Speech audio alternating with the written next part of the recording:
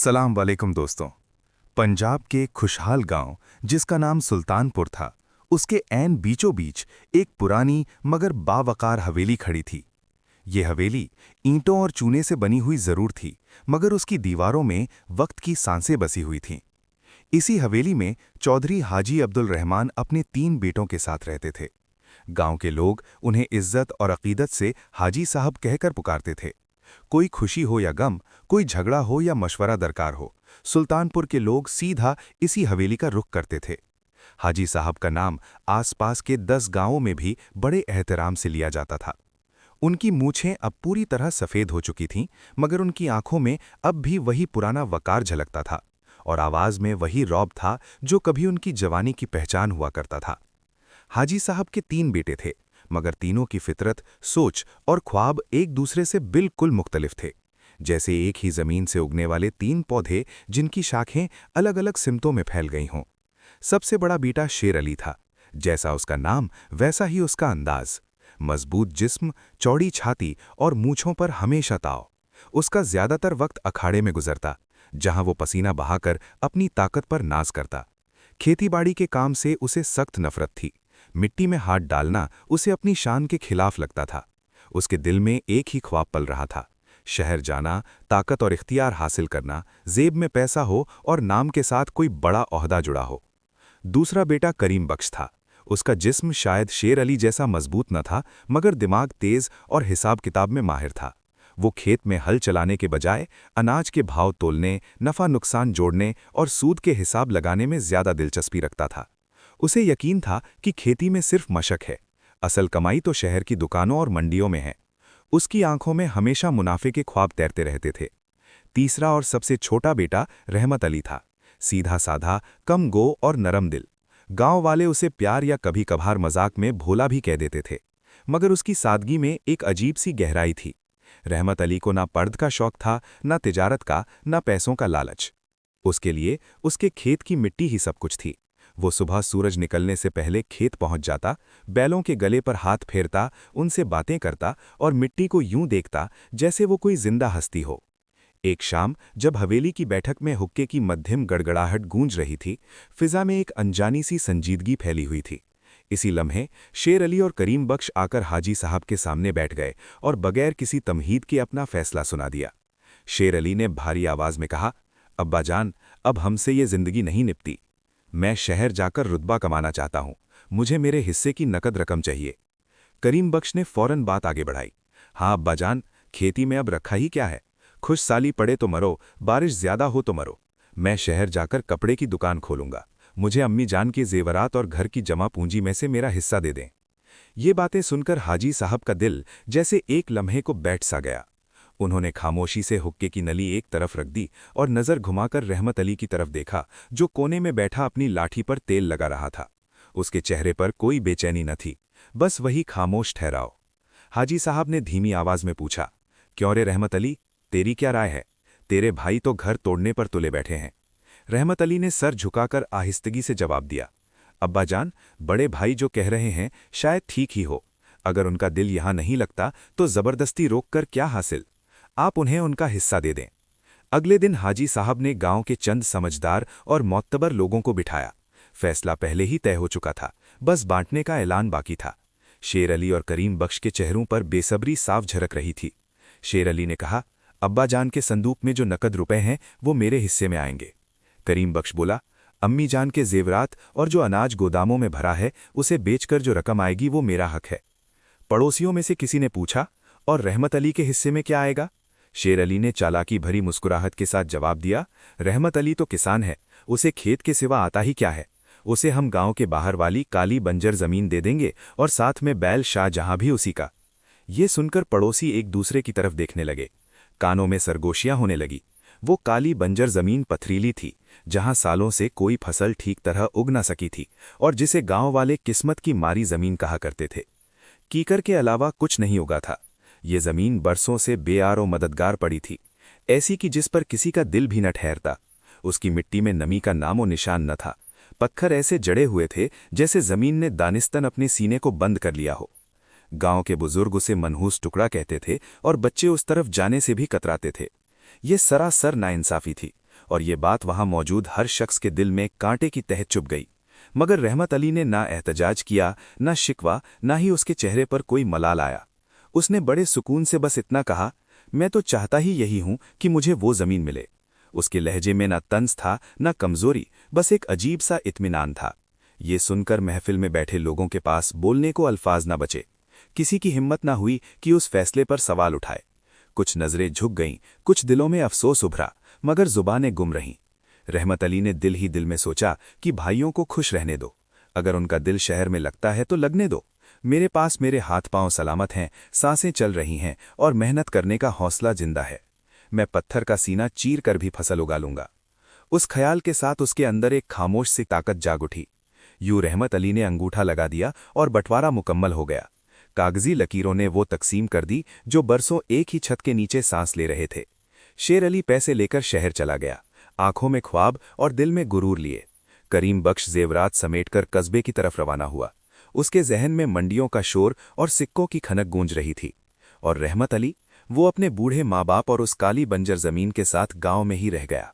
अजीब बात यह थी कि उसे इस बात का बिल्कुल अफसोस न था कि उसके हिस्से में ये सख्त और बेरहम जमीन आई है और उसके दोनों भाई इतनी दौलत लेकर अलग हो गए हैं। उसका दिल हल्का था, जैसे उसने बोझ नहीं बल्कि जिम्मेदारी उठाई हो। इसी गांव की हद पर जरा परे एक पुराना सूखा पीपल का दरख्त था। उसकी शाखें नंगी थीं, तने पर वक्त की दरारें थीं और हवा चलती तो वो चरचराती आवाज निकालता। इसी दरख्त पर एक जिन अपने 3 शागिर्द जिन्नों के साथ रहता था। उन जिन्नों का मानना था कि अगर वो ऐसे घरानों को बर्बाद कर दे जिनमें इत्तेहाद टूट चुका हो तो ये उनके लिए नजात का रास्ता बनता है। अब तक वो 1000 घरानों को तबाह कर चुके थे। उनका तरीका हमेशा एक ही था, इंतजार करना, ताक में रहना, और जैसे ही किसी घर में फूट पड़ती वो उसमें जहर घोल देते। बरसों से वो हाजी साहब के घराने को देख रहे थे। जब तक तीनों भाई एक साथ थे, हाजी साहब का रुतबा ऐसा था कि उन जिन्नों की हिम्मत नहीं होती थी कि उस घर के करीब ही आए। मगर आज वो घराना टूट चुका था। सरदार जिन ने अपनी लाल अंगारों जैसी आंखों से ये मंजर देखा और अपने तीनों शागिर्दों की तरफ रुक करके कहा, देख रहे हो, इत्तेहाद का बंधन टूट गया है, अब शिकार आसान है। जाओ, तीनों भाइयों के पीछे लग जाओ, शेर अली और करीम बख्श को लालच में फंसाकर बर्बाद करो। तीसरे जिन शैतान शिटो ने जरा झिझकते हुए पूछा, सरदार, इस रहमत अली का क्या करना है? वो तो पहले ही बंजर जमीन लेकर बैठा है। सरदार जिन ने खुरदुरी हंसी हंसा और बोला, अरे शिटो, इसे हल्के में मत लेना, वो बड़ा खतरनाक है। इसलिए नहीं कि उसके पास दौलत है, बल्कि इसलिए कि वो मेहनती है। अगर उसने इस बंजर जमीन में फसल उगा ली तो हमारी नाक कट जाएगी।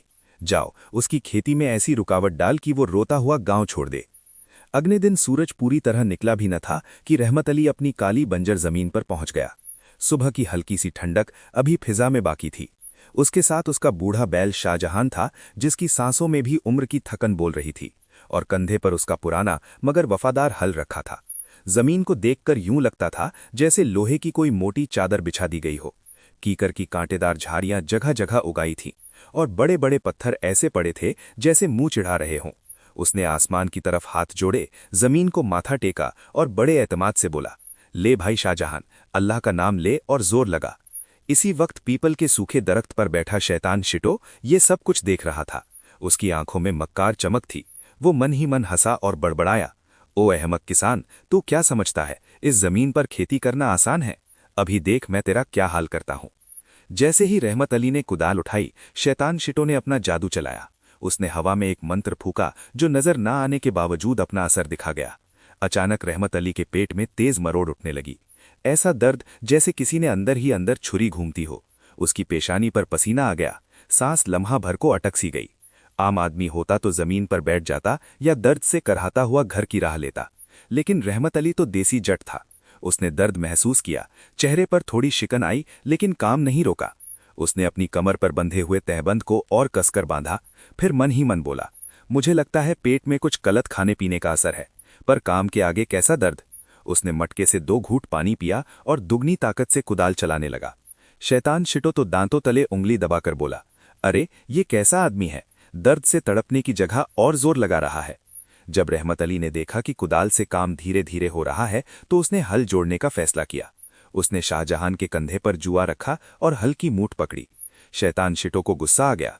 वो फौरन गायब होकर जमीन के नीचे घुस गया। जिन ने जमीन के नीचे से हल्की फाल पकड़ ली और मिट्टी को पत्थर से भी ज्यादा सख्त कर दिया। रहमत अली ने बैल को हाका, अरे चल मेरे शेर। बैल ने जोर लगाया पर हल 1 इंच भी आगे न बढ़ा। शाहजहान बैल की सांस फूल गई, उसकी आंखों में लाचारी झलकने लगी। रहमत अली को गुस्सा आ गया, वो समझ गया कि जमीन में कुछ जरूर गड़बड़ है। उसने बैल को थपथपाया और बोला, तू एक तरफ हट जा बेटा, लगता है इस जमीन को मेरी ताकत देखनी है। रहमत अली ने बैल को हटा दिया और खुद हल्का जुआ अपने मजबूत कंधों पर रख लिया। उसकी बाजुओं की मछलियां तन गईं। उसने एक जोरदार दहाड़ लगाई, या अली, या मौला अली, और ऐसा जोर लगाया कि जमीन के नीचे बैठा जिन भी हिल गया। रहमत अली की ताकत के आगे जिन की पकड़ ढीली पड़ गई। कड़कड़ की आवाज के साथ हल चला और सख्त जमीन का सीना चीरता हुआ आगे बढ़ गया। जिन्न को तो अपनी जान बचानी थी। वो घबराकर बाहर निकला और हाँफने लगा। दोपहर हो चुकी थी, सूरज आग बरसा रहा था। रहमत अली पसीने से नहाया हुआ था, लेकिन उसने रुकने का नाम न लिया। शैतान शट्टू अब झल्ला गया था। उसने सोचा, इस बार इसे ऐसा सबक सिखाऊंगा कि फिर कभी इधर मुंह न करेगा। रहमत अली खेत के कोने की सफाई कर रहा था, तभी अचानक उसके पांव में कुछ कांटा सा चुभ गया। उसने देखा कि वहां तो साफ जमीन थी। अचानक एक घनी कांटेदार झाड़ी कहां से उग आई। इस झाड़ी ने रहमत अली की टांग को अजदहे की तरह जकड़ लिया था। रहमत अली गिरा, लेकिन फौरन संभल गया। उसने गौर से देखा, झाड़ी आम न थी, वो हिल रही थी और उसमें से अजीब सी गुर्राने की आवाज आ रही थी। रहमत अली की आंखों में अब भोलापन नहीं बल्कि अंगारे थे। वो समझ गया था कि ये कोई कुदरती काम नहीं है।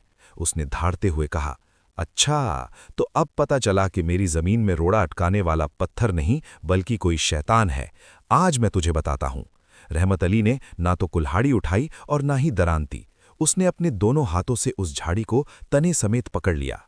उसने अपनी जांघों पर जोर लगाया और पूरी ताकत के साथ झाड़ी को ऊपर खींच लिया। एक जोरदार झटके के साथ झाड़ी जड़ समेत उखड़ गई और जैसे ही झाड़ी उखड़ी, जिनका जादुई रूप टूट गया।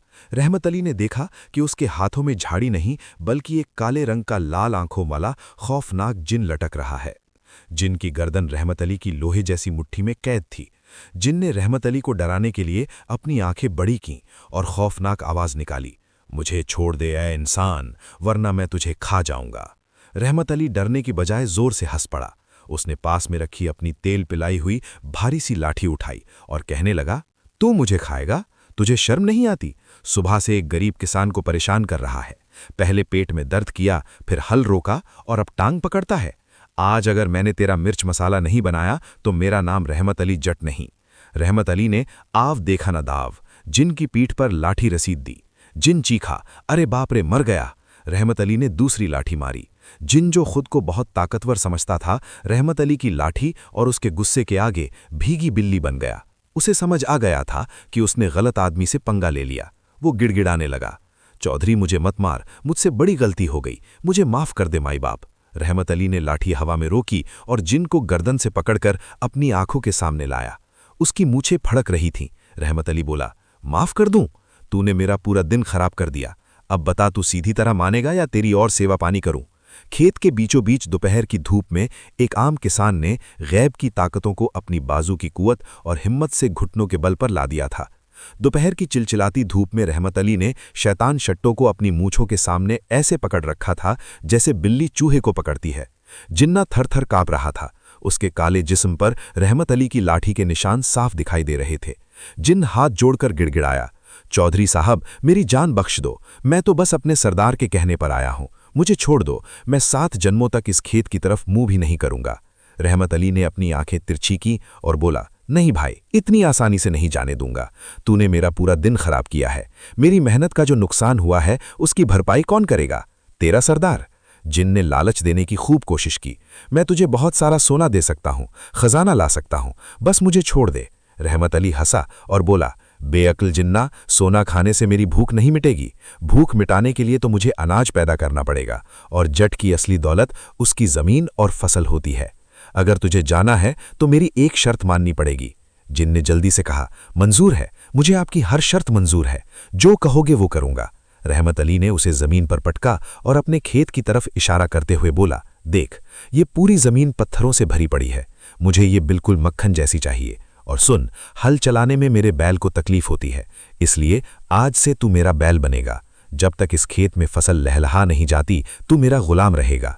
जिन के तो पसीने छूट गए, खेती का काम और वो भी जिन के लिए। लेकिन रहमत अली की लाठी उसके सर पर नाच रही थी। मरता न क्या करता। शैतान शट्टो ने अपनी जादुई ताकत का इस्तेमाल शुरू कर दिया। उसने एक फूंक मारी और खेत के बड़े छोटे पत्थर हवा में उड़कर दूर नाले में जा गिरे। फिर उसने कांटेदार झाड़ियों को ऐसे उखाड़ फेंका जैसे कोई घास उखाड़ता है। जो काम करने में रहमत अली को महीनों लगते, जिन ने वो काम 1 घंटे में निपटा दिया। शाम होते वो काली बंजर जमीन एकदम हमवार और साफ हो गई थी। अब बारी थी जुताई की। रहमत अली ने अपने बूढ़े बैल शाहजहान को पेड़ की छांव में बांधा और उसके सामने हरा चारा डाल दिया। फिर रहमत अली ने हल का जूरा जिन के कंधे पर रखा। जिन को शर्म तो बहुत आई, लेकिन पीछे खड़े रहमत अली की लाठी देखकर वो खामोशी से हक खींचने लगा। जिन की ताकत बेहिसाब थी। वो इतनी तेजी से हल खींच रहा था जैसे खेत में ट्रैक्टर चल रहा हो। रहमत अली पीछे पीछे मजे से चल रहा था और बीच बीच में हुक्का भी गड़गड़ा लेता। वो आवाज लगाता, थोड़ा और तेज चल भाई शट्टो, इधर कोना रह गया है। उस रात जब पूरा गांव सो रहा था, रहमत अली और शैतान शट्टो खेत में पानी लगा रहे थे। नहर सूखी हुई थी तो जिन ने पाताल तक हाथ डालकर जेर जमीन पानी का सरचश्मा खोल दिया। सुबह होते बंजर जमीन पानी से लबालब थी और जुताई पूरी हो चुकी थी। अगली सुबह जब गांव के लोग इधर से गुजरे तो उनकी आंखें फटी की फटी रह गईं। कल तक जो जमीन पत्थरों और कांटों का जंगल थी, आज वो जरखेज मिट्टी की तरह चमक रही थी। गांव के एक बुजुर्ग ने अपना चश्मा ठीक करते हुए रहमत अली से पूछा, अरे ओ रहमत अली, ये तो तूने क्या जादू किया? रातों रात खेत की काया पलट दी। रहमत अली खेत के कोने में बैठा था। वो जिन की तरफ देखकर मुस्कुराया और बोला, कुछ नहीं चाचा जान, बस थोड़ी मेहनत की है और एक नया मजदूर मिला है। काम का है, बस कभी कभी लाठी दिखानी पड़ती है। जिन की मदद और रहमत अली की निगरानी का असर ये हुआ कि फसल ऐसी हुई कि पूरे जिले में चर्चा हो गया। गेहूं की बालियां इतनी भरी हुई थीं कि झुक गई थीं।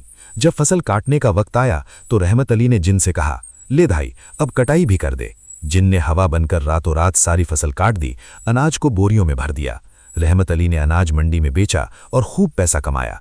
उसने सबसे पहले अपना टूटा हुआ घर ठीक कराया, फिर गांव में मीठी पानी का एक पियाव लगवाया और शाहजहान बैल के लिए बढ़िया सी घंटी खरीदी। जिन अब तक खेती करके इतना थक चुका था कि वो भूतगिरी भूल गया था। जब सारा काम निपट गया तो शैतान शट्टो हाथ जोड़कर रहमत अली के पास आया। बोला, चौधरी साहब, अब तो आपके भाई भी आ गए। आपके घर में अब काम करने वाले बहुत हाथ हैं। मैंने आपकी बहुत सेवा की, अब मुझे आज़ादी दे दो। रहमत अली ने संजीदा होकर सोचा। उसने जिन की आंखों में देखा और बोला, देख शट्टो, तूने मुझे परेशान करने की नीयत से शुरुआत की थी, पर आखिर में तूने मेरा साथ दिया। तेरी वजह से मेरी जमीन सुधर गई। जा भाई, आज मैं तुझे आज़ाद करता हूँ, पर याद रखना, अब किसी मेहनती गरीब को मत सताना। जिन बड़ा खुश हुआ। उसने रहमत अली के पैर छू लिए, फिर बोला, मैंने बहुत से इंसान देखे हैं, पर तेरे जैसा जिद्दी और मेहनती कभी नहीं देखा। आज के बाद मैं सुल्तानपुर गांव की तरफ देखूंगा भी नहीं। ये कहकर जिन हवा का बगोला बना और हमेशा के लिए गायब हो गया। जिन के जाने के बाद रहमत अली ने अपने भाइयों की तरफ देखा। शेर अली बोला, रहमत अली, अब हम कहाँ जाएं? हमारा तो सब लुट गया। रहमत अली ने अपनी भारी सी लाठी उठाई और शेर अली के हाथों में थमा दी। उसने कहा, कहीं जाने की जरूरत नहीं है। ये घर, ये जमीन सब आपका है। जिन तो चला गया, पर जमीन अभी भी प्यासी है। शेर अली भाई, तुम जिस्म से तगड़े हो, कल से हल तुम चलाओगे। करीम बख्श भाई, तुम हिसाब किताब के पक्के हो, तुम मंडी का काम संभालोगे। रहमत अली फिर बोला, मगर मेरी एक शर्त है, आपको लालच छोड़ना होगा। हम जट हैं, हमारा धर्म मिट्टी की सेवा करना है, मुफ्त की रोटियां तोड़ना नहीं। तीनों भाई फिर एक हो गए। गांव वाले कहते हैं कि उस दिन के बाद रहमत अली के खेत में जितनी फसल हुई उतनी पहले कभी नहीं हुई, बगैर किसी जिन के, सिर्फ तीनों भाइयों के पसीने और इत्तेहाद की बदौलत।